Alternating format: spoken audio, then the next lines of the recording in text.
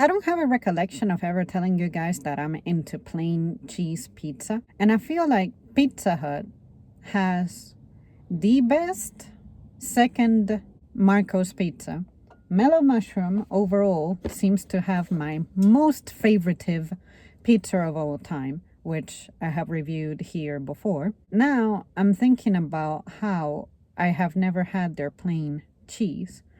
And because I stopped eating pork, I will never get to try their pepperoni. But anyway, I have the cheese here today, and I want to see if it's as good or better as the Marcos one, or even Pizza Hut. I don't know what it is about Pizza Hut cheese, but that cheese just hits different, especially if the crust is pan. Yeah, I can't play with that. So let's see what we got. I should show you guys what this looks like. It's gonna be a little tricky. This is what it looks like. Pretty rich and bold looking. And you also cannot beat Mellow's crust. It's like grainy, or I should say whole wheat. At least it looks like it's whole wheat. Anyway, here we go.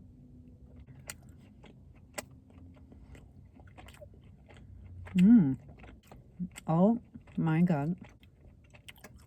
This is very rich. That first bite, the cheese is lit.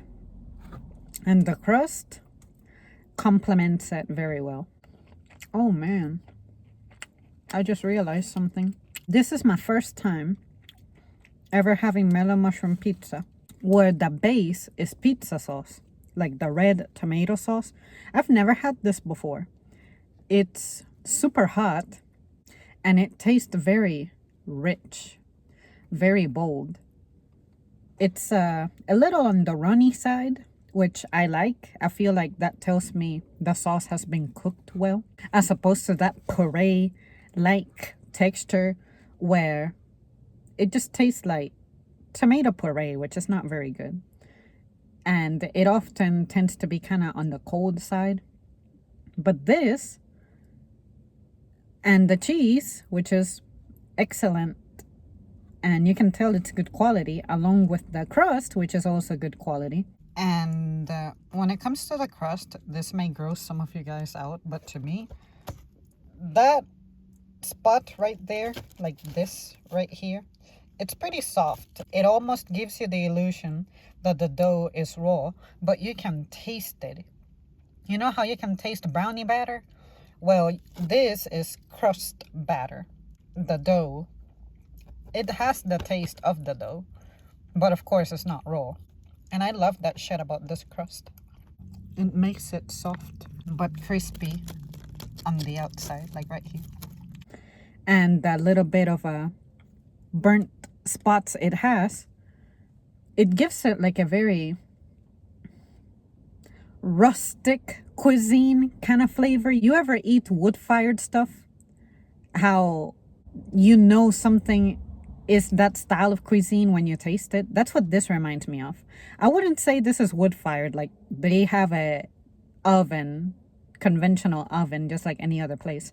But when it comes to like the crust and this cheese and this sauce, when I think about places that I've been to that are like that, that's what it makes me think of. It's like, you know how you can describe the interior of a home as rustic? Well, imagine the rustic flavor version of food, like rustic taste, if that makes sense. That is the best way to sum up this experience right here. It also has some kind of white powder on the edges of the crust. I wonder if that's Parm cheese. It looks like a powdered donut type of thing. This slice doesn't really have a good piece of it, but let me see if I can show you what I mean. It's gotta be cheese. There's really no other choice. It's like a dust. See that? But yeah, you guys, this mess was good.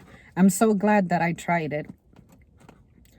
It's satisfying enough. I want to say this is better than any of the others, especially quality-wise. I still think that I can continue to go out for the Pizza Hut one, though. But if I have the choice and the budget, this is going to be my default cheese pizza. It was $10. It's fair for this size pizza. I feel like other places are pushing the $10 mark, like Marco's. Theirs is $8.99 now. So if I'm gonna pay an extra dollar and get this and I'll be orgasming over it, then I might as well get this as my default, even if I have to drive a little bit farther away to get it. Well, there you guys have it. That's it from me. Thank you so much for tuning in. I don't feel like I have to modify this in any way. If anything, I want to enhance it now and try things like the basil leaf and add perhaps peppers to it, see how it goes, and make it a veggie version. But when it comes to me and veggie pizza, I always gotta have chicken, some kind of protein accompanying it.